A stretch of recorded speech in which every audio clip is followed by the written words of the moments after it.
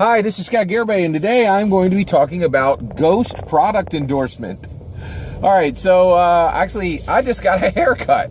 And so the reason why I'm talking about that is it's why I'm talking about ghost product placement today.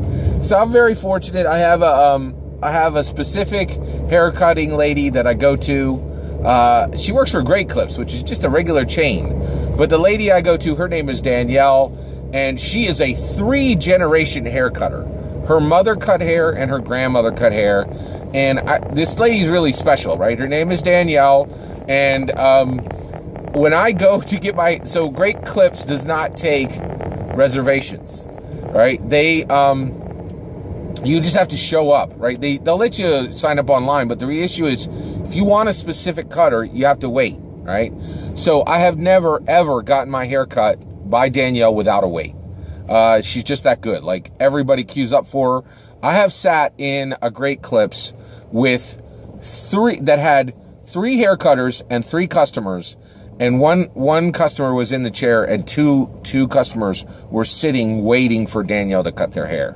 She's just phenomenally good at it, right? So this morning I went to get my hair cut, and I'm there at Great Clips, and I'm waiting for Danielle to cut my hair, and I look on the shelf. Actually, I saw it when I was coming into the store. I was like, wait, that's a poster with Elvis Presley, in the window of Great Clips. Why is Elvis Presley in a poster at Great Clips?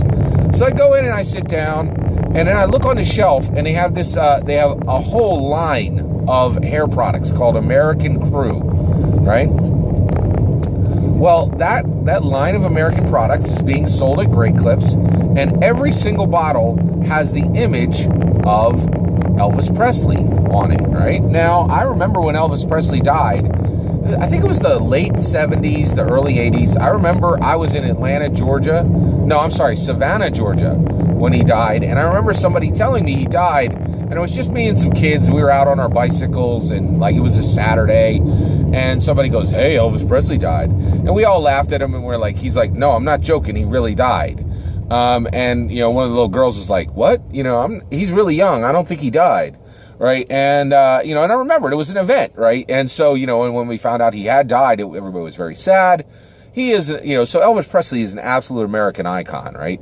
Now, he died in the late 70s, early 80s. Right. So you're talking 90s, 2000s, 2010s, at least 30 years since his death. Okay. So that means, in my opinion, I think there's 99% chance I'm right about this.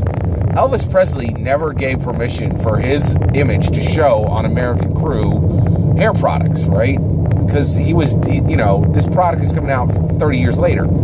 So the reason why I'm talking about this is a ghost product endorsement. This is a man endorsing a product after he is dead with no ability to say yes or no. I actually endorse this product.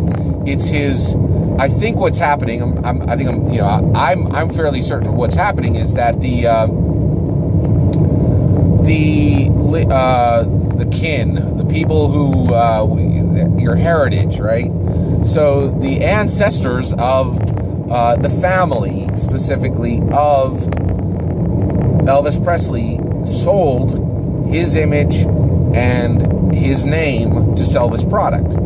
Now, I think the thing that's interesting is this is new. I've never really seen this before. Right? Now, Paul Newman, he sells just salad dressings, right? Now, his name remained on products after he died, but he had been endorsing that product before he died. This is the first time I've ever seen a product where the product endorsement is being pushed onto that person, right? And so, and even if there was, which I highly doubt, even if Elvis Presley was like, oh, I give permission to be on American Crew, he wasn't around to choose which bottles, how his image was going to be presented, which pictures they used, whether they put them in color or black and white. This is really, really new territory. Ghost product endorsement is new, man. I have never seen that before. That is really different, and I think really strange. It's just kind of odd, right? All right. So want to talk about that. Like, let's talk about it. Like, is this a good idea? And I think when we use technology, and that's what's happening here, we're using technology to do something that we haven't done before. We really need to talk about whether this should happen, right?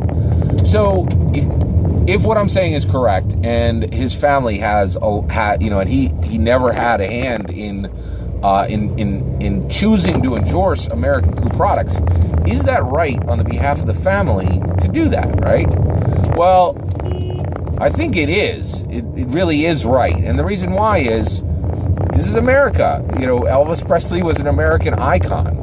And I think it's really it makes a lot of sense to me that a man who worked all his life to do well and to produce for his family and to get everything that the American dream could give you, that he should be able to earn, or any American for that matter, after they're dead for their family, right? I think the families do really own the image and all the decisions based on that person, right? And so I've thought about it. I'm really in support of this. I think it's a great idea. Elvis Presley, when he was alive, did everything he could to establish a very high-profile name and then to make money on that name. And so he was a very commercial artist, and he reaped the benefits of that. And I think it's awesome that his family is still able to reap those benefits even today, right? And one more reason why I'm actually talking about this today is I actually think what you're really looking at here is you're really looking at a situation where you're looking at the future of advertising overall. And also you're seeing a harbinger of dead actors in movies. I think that is really, really coming, right? So, or dead and alive actors, right? And so one of the things, we have incredibly powerful technology today, and we can do things right now that are not being done, that, in my opinion, should be done. This is America, right? Entertainment is the new steel, right? We used to ship out steel and, physical products and do manufacturing, and those days are done. Nobody cares about American manufacturing now because we can't create anything at a competitive price, right? So, in my opinion, we need to replace that. We need to replace American manufacturing, and we're doing that right now with American entertainment. American entertainment is incredibly valuable to the world. The world really wants American entertainment, and that is our primary export right now. And so what I would like, so Ghost Elvis Presley endorsing hair products, this is what it tells me we could do right now, today, and I think we should. I want a sequel to Back to the Future, right? That is between Back to the Future 1 and 2, with Marty McFly and every single character, just put them right in, okay? And right now, all those characters would be too old to make that film, right? And it would look odd if they were in the film because, for that time frame in the film, it wouldn't make any sense. They're just, I'm not sure anybody really is clamoring for a movie with, 50 or 60-year-old Marty McFly, right? Well, but I would really like to see, a story for Back to the Future that happens between Back to the Future 1 and 2, right? And you could generate every single one of those characters digitally, right? Now, some of those characters, some of the actors are dead, and some of the actors are still alive, but they're too old to play the characters within that time frame, right? But that'd be a perfect way, and I really feel like that would be a perfect movie to do it with, because people would be interested. That was a major success, and there'd be enough of an interest to go watch them.